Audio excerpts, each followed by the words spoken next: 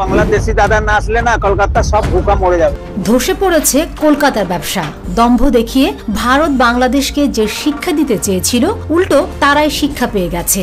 নাকে খত দিয়ে এখন তারাই বাংলাদেশকে ডাকছে, কারণ কলকাতার অধিকাংশ ব্যবসায়ী বাংলাদেশি পর্যটকদের কেন্দ্র করে গড়ে উঠেছে। তা এখন মুখ থুবড়ে পড়েছে। আমাদের একটা ভিসা ক্রাইসিস চলতেছে, এটা আসলে আমাদের জন্য মোটেও কাম।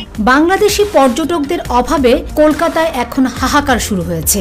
বাংলাদেশিদের ভিসা না দিয়ে এখন উল্টো বিপাকে পড়েছে ভারত। পর্যটক শূন্য ভারতের ব্যবসায়ীদের এখন মাথায় হাত। কেনাকাটা, চিকিৎসা এবং পণ্য রপ্তানি করে ভারতের ব্যবসায়ীরা এতদিন দাপটের সাথে টিকে ছিল। এখন তারা হতাশাগ্রস্ত। খোদ ভারতের গণমাধ্যমই এমন কথা বলছে। পশ্চিমবঙ্গের জনপ্রিয় গণমাধ্যম প্রথম কলকাতা তাদের এক প্রতিবেদনে ব্যবসায়ীদের করুণ আর্তনাদের চিত্র তুলে ধরেছে। আমাদের কাস্টমার কমে গেছে, মেইনলি আমরা তো বাংলাদেশি কাস্টমারের উপরে নির্ভরশীল।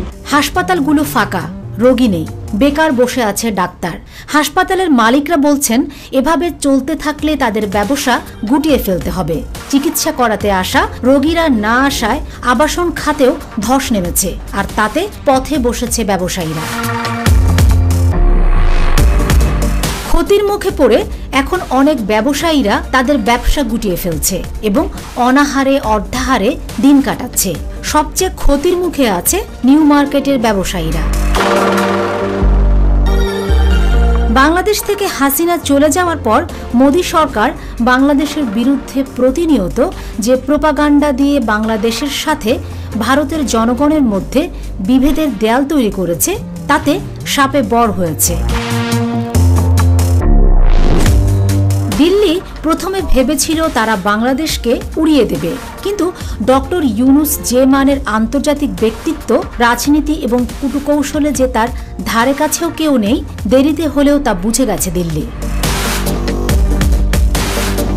কলকাতার এই অসহায়ত্বের মধ্যেই ভারত বুঝে গেছে ডক্টর ইউনুসের সাথে লড়তে গেলে তাদেরই ক্ষতি হবে। তাই ভারত এখন রাষ্ট্রীয়ভাবেই বাংলাদেশের সাথে আগ বাড়িয়ে সুসম্পর্ক বজায় রাখার চেষ্টা করছে।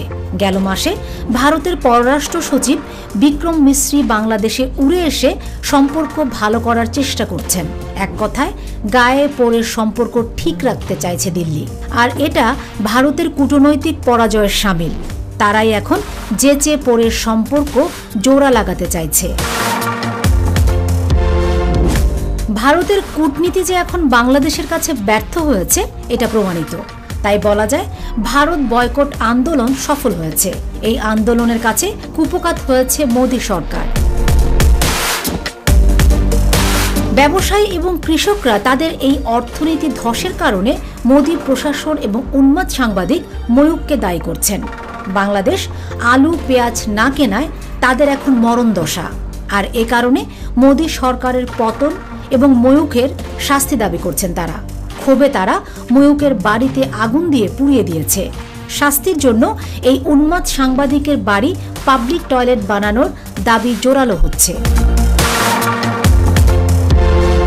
ভারতের সর্বোচ্চ রেমিটেন্স আয় হতো, যার পরিমাণ 16 বিলিয়ন বা 1600 কোটি ডলার, যা ভারতের গড় আয়ের একটা বড় অংশ।